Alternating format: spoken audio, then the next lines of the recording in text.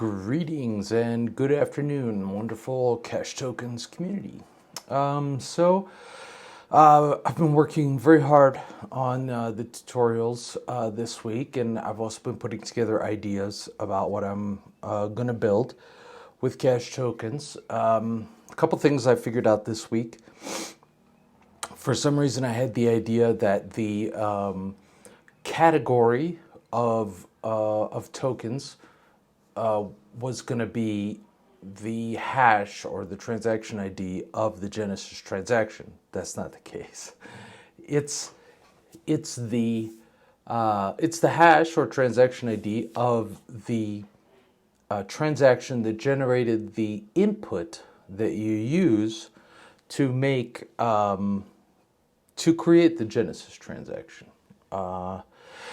That may be a little technical for those of you who haven't been reading through the docs, but don't worry, everything's going to be explained in the tutorial series, which the first 3 tutorials are almost ready. I had originally envisioned them as one tutorial, but then it just kept expanding and expanding. So I think really it's going to be better served in 3. Yeah, the metadata. The metadata is a big deal. How the metadata gets handled is a huge deal because you create a token and maybe you're thinking about the ticker or the name or the description or the logo, but really none of that is stored on chain. On chain, all you get is the transaction ID, which is used as the category, for that token, for that set of tokens, whatever they may be.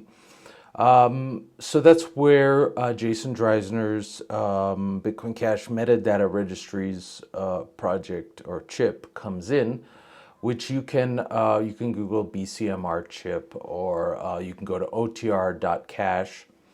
Basically, you create your token, and separately you create all the metadata about it and store it. This is both to keep on-chain disk space under control. This is both to keep, how much disk space the blockchain requires, right, to store it. This is intended to ensure that block space is not getting wasted, big blobs, big images and stuff are not getting put actually on the blockchain. And it's also to keep it easy for token holders or maintainers to update the metadata information about our tokens, right? So the metadata is, I think it's relatively simple, but it does have its complex points.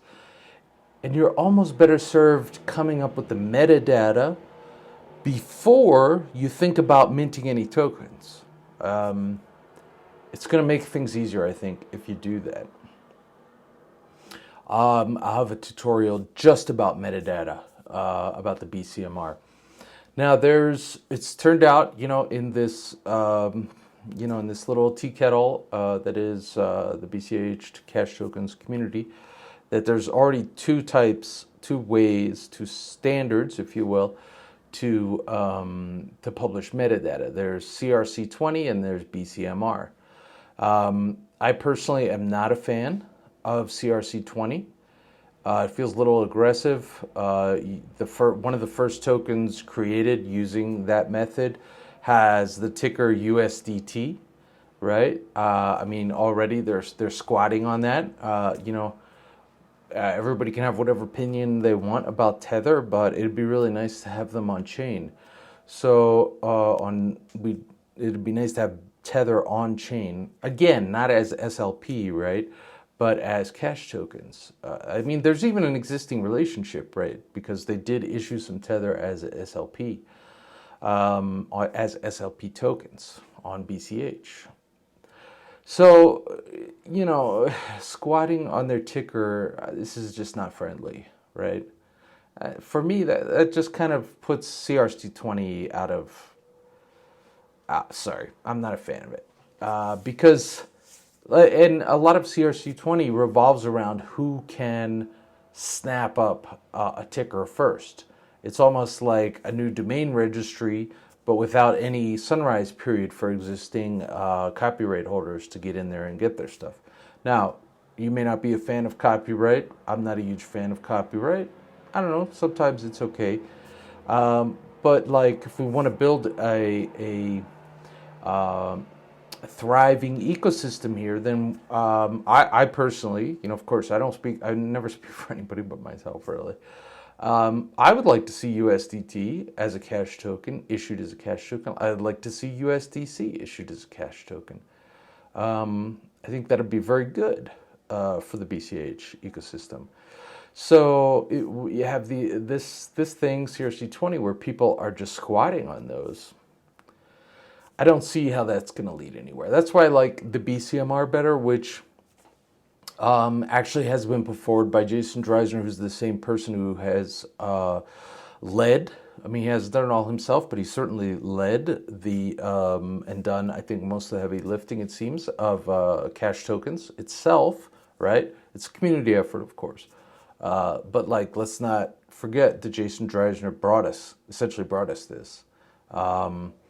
And so I kind of like BCMR. I like the whole JSON format thing. I like the fact that I can update it, right? It's a little complex to get into at first, and his registry at otr.cash, it has some very strict listing requirements, right? So, which is good. I have no problem with that. But that's another reason why I say it's if you're planning to make your own tokens, which I think you should look into the metadata first, because it's important to get that right. This week I also had some challenges understanding the whole auth chain or auth head or auth base thing, because when you actually do in the Genesis transaction mint fungible cash tokens, it generates not just the tokens, but it also generates kind of an op return that points to the metadata for those tokens. It's important. So this thankfully in the Cash Token Devs group, they helped me write out. Bitcoin Cash Autist and Matthew. I'm not sure if somebody else contributed to that conversation, but I'm very grateful for that. That's a great group. You should definitely join it. So anyway, I'm going to keep working. I hope to have those tutorials out this week at the latest. Thanks for watching. Thanks for the kind words of support and welcoming that I got after my first vlog. And let's keep building Bitcoin Cash.